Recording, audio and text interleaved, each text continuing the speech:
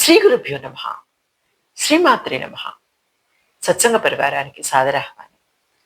జగన్మాత అనుగ్రహంతో ఈరోజు మనం జగద్గురువులు శ్రీ శ్రీ ఆదిశంకరాచార్య విరచిత సౌందర్యలహరి స్తోత్రంలోని 9వ శ్లోకాన్ని సూక్ష్మంగా తెలుసుకునే ప్రయత్నం చేద్దాం. గం గణపతే నమ. శ్రీమాత్రే నమః. మహీం మూలాధారే కమపి మణిపూరే హుతవహం సితం స్వాధిష్టానే హృది మరుద మాకాశముపరి మనోభిభ్రూమధ్యే సకలమపి భిత్వా కులపథం సహస్రారే పద్మే సహ రహసి పత్యా విహరసే. శ్రీమాత్రే నమ.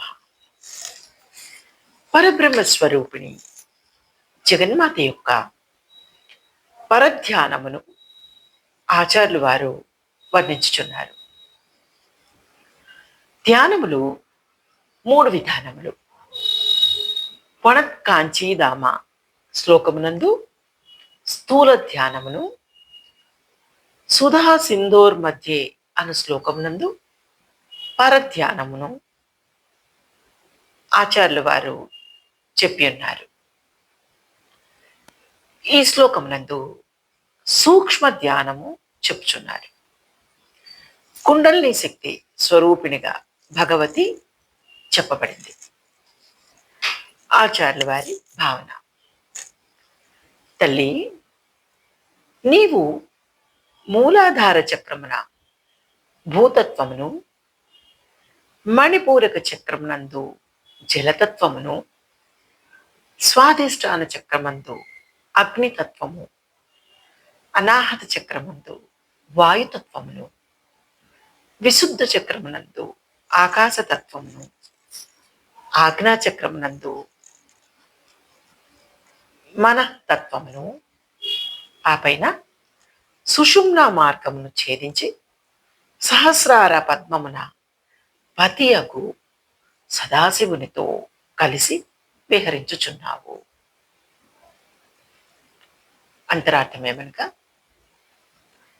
పంచభూతాత్మకమైన శరీరంపై దృష్టిని అంతర్ముఖం చేసి ఒక్కొక్క తత్వాన్ని జయించాలి. అప్పుడే జగన్మాత సాక్షాత్కారం అవుతుంది. అంచెలంచెలుగా పృథ్వీతత్వం, అగ్నితత్వం, జలతత్వం, వాయుతత్వం, ఆకాశతత్వములను జయించి తన్మాత్రులైన శబ్ద, స్పర్శ, రూప, రస, గంధాలలో కూడా జగన్మాతను వీక్షించాలి. ఇతర విషయములపై ఆలోచనలను కట్టిపెట్టి మనస్సును ఇష్టదైవంపై కేంద్రీకరించాలి. ఈ మరలించిన మనస్సే జ్ఞానాగ్నిగా మారుతుంది. 5 కర్మేంద్రియములు, 5 జ్ఞానేంద్రియములు యొక్క రాపిడి వలన జ్ఞానాగ్ని ఉపాసకుల మనస్సులో రగిలి ప్రజ్వలించుతుంది. దీనిని అంతఃకరణములలో ప్రధానమైన మనస్సుతో ఏకం చేయాలి. ఈ 11 ఏకాదశ వ్రతంగా బాహ్యంగా అంతరంగా చెప్పుకోవచ్చు. మూలాధార చక్రం భూతత్వం. జగన్మాత మూలాధార చక్రమే. జగన్మాత మూలాధార చక్రమే ముఖ్యమగు నివాసముగా ఉన్నది. మూలాధార చక్రము 4 దళములతో ఉన్నది. ఈ మూలాధార చక్ర పద్మ కర్ణికనందు మధ్యలో ఉన్న కులకుండ అను పేరుగల బిందువు కలదు. ఆ బిందువు నందు ముఖమును కప్పుకొని కుండలినీదేవి ఎల్లప్పుడూ పడుకొని ఉండును. ఈ కుండలినీదేవికి ఆధారమై సుషుమ్నా నాడి బయలుదేరు మొదటి స్థానము కనుక దీనిని మూలాధారము అని పేరు వచ్చింది. ఈ మూలాధారం పృథివీతత్వమునకు ఆధారమైనది. కావున మూలాధారం లేనిచో దేహము క్రింది పడుటయో లేక పైకి ఎగురుటయో జరుగును. 2. మణిపూరక చక్రం, జలతత్వం. మణిపూర చక్రం యొక్క మధ్య భాగమున భగవతి ప్రకటిత అయినది.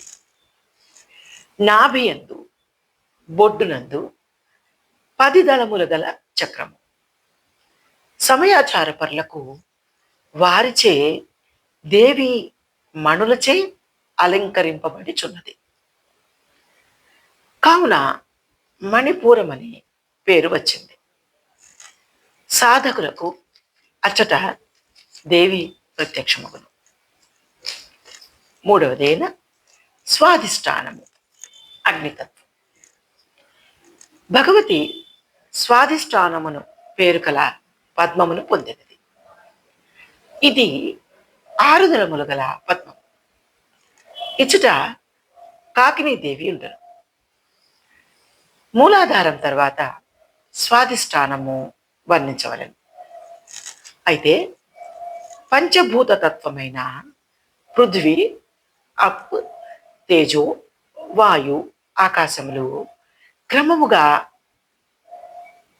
పాటించి భూతత్వ మూలాధారము, జలతత్వ మణిపూరము, తర్వాత అగ్నితత్వ స్వాధిష్టానము చెప్పారు. 4. అనాహత చక్రం, వాయుతత్వం. హృదయాకాశంన అనాహత చక్రం. ఇది నాదస్థానం ఒకటి వలన అనాహతం అని పేరు వచ్చినది. ఇది హృదయమందు 12 దళముల పద్మము కలది. రాకినీదేవి అధిష్టాన దేవత. 5. విశుద్ధ చక్రం, ఆకాశతత్వం. ఇది శుద్ధ స్ఫటిక సంకాశం వల్ల విశుద్ధమనే పేరు వచ్చినది. 16 రేకులు గల పద్మం. డాకిని యోగిని అధిష్టాన దేవత. కంఠమందు అధిష్ఠించి ఉండును. 6. భ్రూమధ్యమున ఆజ్ఞాచక్రం, మనతత్వం. ఇక్కడ భగవతి ఇక్కడ భగవతి విషమున సాధకునికి ఈషత్ లభించుటచే, ఈషత్ జ్ఞానము లభించుటచే ఆజ్ఞాచక్రం అని పేరు వచ్చింది. మరలా భ్రూమధ్యమున ఆజ్ఞాచక్రము, మనతత్వము. ఇక్కడ భగవతి విషమున సాధకునికి ఈషత్ జ్ఞానము లభించుటచే ఆజ్ఞాచక్రం అని పేరు వచ్చింది. ఇచ్చట భగవతి విద్యుల్లేఖారూపమున భాషించును. భ్రూమధ్యమున ఉండను. భగవతి క్షణకాలం మెరుపు వలె సాధకునికి భాషించును. 2 దళముల పద్మం, గురుస్థానం. ఆజ్ఞాపించు గురువు ఉండుట చోట కనుక, ఆజ్ఞాపించు గురువు ఉండు చోటు కనుక ఆజ్ఞాచక్రం అని పేరు వచ్చినది. ఆ అనగా కొంచెము, జ్ఞానగా జ్ఞానము కలుగును. మూలాధార చక్రముల నుండి సాధకుడు సుషుమ్న నాడిని కుండలిని శక్తి ద్వారా 5 చక్రములందు ప్రయాణించి ఆజ్ఞాచక్రం వరకు మనస్సును తీసుకుని వచ్చి అక్కడ నిలబెట్టి సాధన చేసినచో కొంచెం జ్ఞానం కలుగును. ఈ 6 చక్రములు సుషుమ్నా మార్గమున ఛేదించుకొని పోయి